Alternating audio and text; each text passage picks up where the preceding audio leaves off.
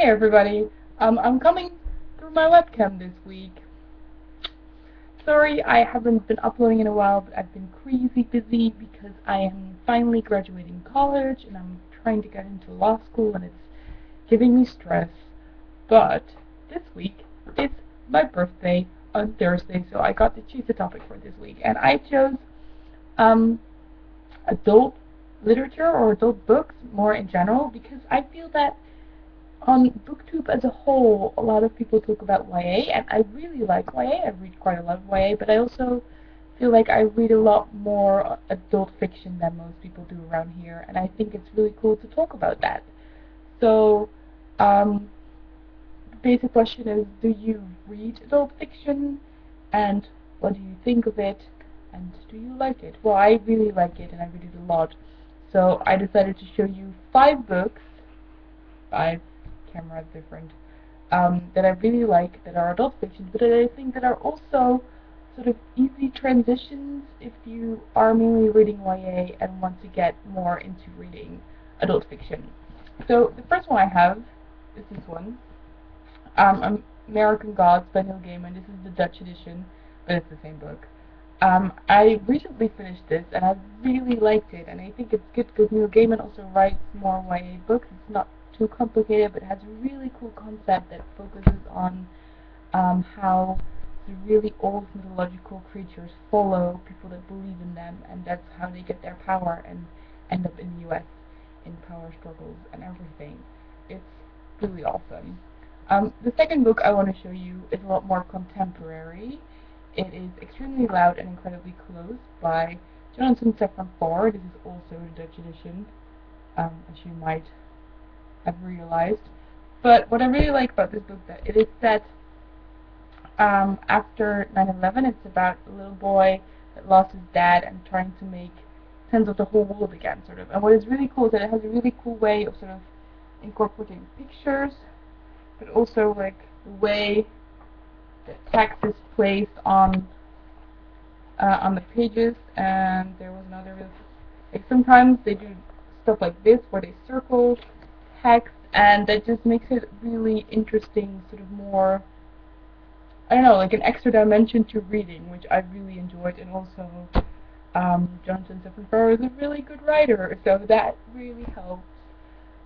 The third book I want to show you is a very sad book, and it's this one. It's Sarah's Key by Tatjana de Rosnay.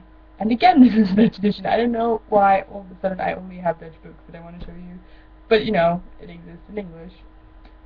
So that's important. It's about a girl that lives in France during the World War, and she's Jewish, and then there, I don't know, like lots of drama ensues, and it's, the ending broke my heart. It is so sad. It made me cry, obviously. Um, yeah, I think when Sarah is like 10 years old throughout the book until she's like old. Yeah. The fourth book I want to show you is another favorite of mine. I think I already mentioned before. It's The Shadow of the Wind by Carlos Ruiz Zafón. Um, it is set in Barcelona, and it is a very sort of fairy tale-like story, I think.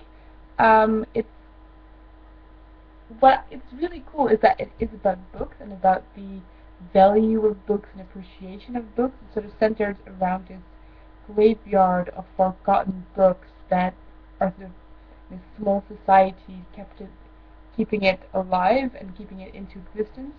And the pacing of the story is amazing. It's really magical and exciting, and lots of things are going on. And this might be at the moment my very favorite book in the world.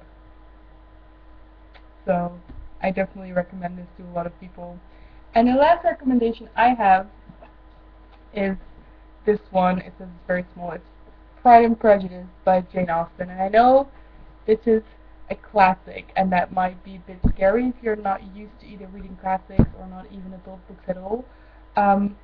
But what I really liked is when I started reading classics, that you get this really great sense of accomplishment when you do it.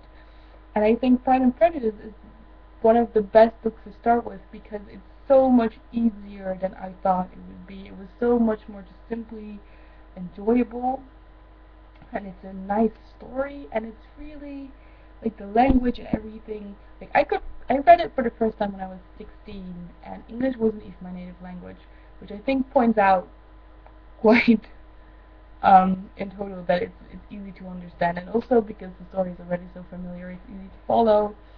And I had by that point had seen so many adaptations that I really liked reading the original, and it's a lot of fun because Elizabeth Bennet has sarcasm, and that is really cool. It looks really big, but like this version is like 200 pages of extra materials, so it's only a really small book. It's like 200 pages. So yeah, it's another one that I recommend to everybody, especially if you're into romance, for obvious reasons. Um, so yes, I really hope maybe you would consider reading one of these books. If you have any recommendations for me, please leave them in the comments. And I'm very curious to see what everybody else will talk about this week. Bye.